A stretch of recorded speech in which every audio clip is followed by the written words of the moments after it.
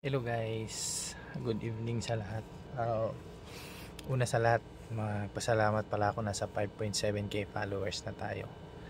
At nga pala guys, i-share ko lang din sa inyo guys na merong ganito, ganyan.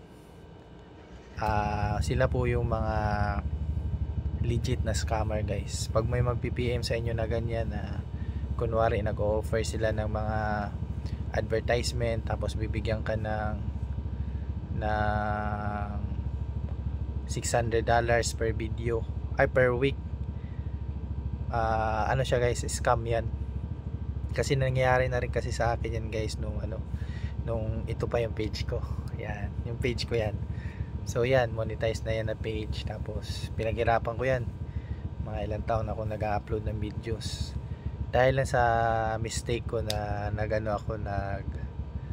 pumatol ako sa scammer. So ipapakita ko yung mga in-email sa akin. So yan yung guys, dahilan kung bakit nawala sa akin yung vlog mugs na page. So ngayon meron na naman, kasi nakikita nila na pa-unlad na rin yung Mugs TV page natin. Tapos meron na tayong content creator, monetization, may mga tools na tayo na na-open. Kaya meron na naman ganito na nag-PPM sa akin. Pag nakikita nilang pasenso na yan.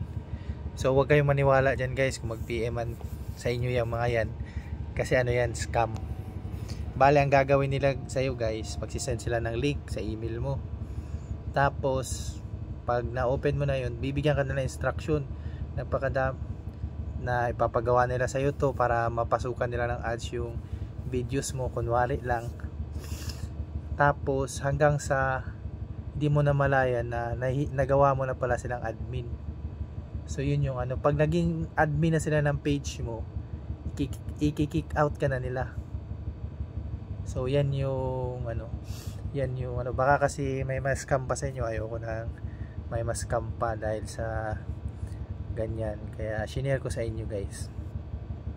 So sana guys, may natutunan kayong aral, na ingatan natin yung page natin kasi pinaghirapan natin na mapa-unlad, tapos sisirain lang ng ibang tao, di ba? So yun lang guys, maraming salamat.